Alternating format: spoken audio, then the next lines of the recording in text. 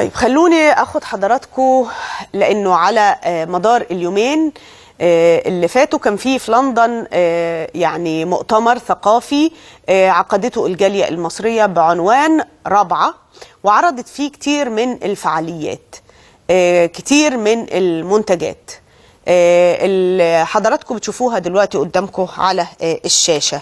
الحقيقة انه اهم ما في يعني هذا المسألة زي ما حضراتكم شايفين بيتلاعبوا بالالوان، كاتبين رابعة وعاملين الشعار بتاع الاردوغان وعاملينه بس بلون مختلف. انا ما يهمنيش في القصة اللي انتوا شايفينها قدامكم دي غير ان ظهر فيها الاخ محمد محسوب اللي بلغة الفيسبوك بيتقال عليه سعاد حسني. سعاد حسني اللي في واحدة من أفلامها تنكرت في زي رجل. الحقيقة احنا هنا محتاجين نبص شوية. بصوا النكتة المصرية، المصريين ما بيحبوش حد ينكت غير على اللي هم عايزين ينكتوا عليه. لما تقرر انت من تكون انك تنكت على شيء هم مش قابلينه، لما تموت مش هيضحكوا.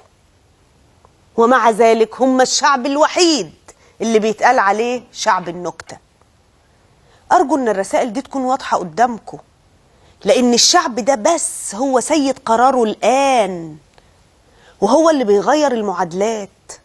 طيب الأخ محمد محسوب اللي اترفد من الكلية لأنه انقطع عن العمل دون تقديم إجازة والخضوع إلى القانون، طلع بقى في لندن. هل يا ترى لأن حزب الوسط هو حزب السيد سليم العوة، ولا هل يا ترى دول اللي بيجمعوا ويفحصوا الأوراق اللي بتتقدم علشان يعملوا قضية في المجتمع الدولي، ولا الأخطر والأهم إن الدولة الوحيدة اللي قررت تعلن موقف كانت بريطانيا؟ موقف على إيه؟ على إعلان الحكومة المصرية تنظيم الإخوان تنظيم إرهابي. قالت كلمة مهمة ما ينفعش نمرقها كده. قالت إن هي منزعجة جدا من هذا التقسيم، وإن هذا التنظيم بيعيش على أرضها وعمرها ما قدرت تشوف فيه تنظيم إرهابي. طيب مش إحنا من حقنا نضحك مع بعض ونبقى متفائلين؟ مش برضو بريطانيا ومخابراتها الMI6 هي اللي صرفت على التنظيم ده من سنة 28 بعد ما قررت صناعته بعد ثورة 19 لما اكتشفت ان قوة البلد دي في شعبها؟ ده جديد؟ ده يعمل لنا مفاجأة؟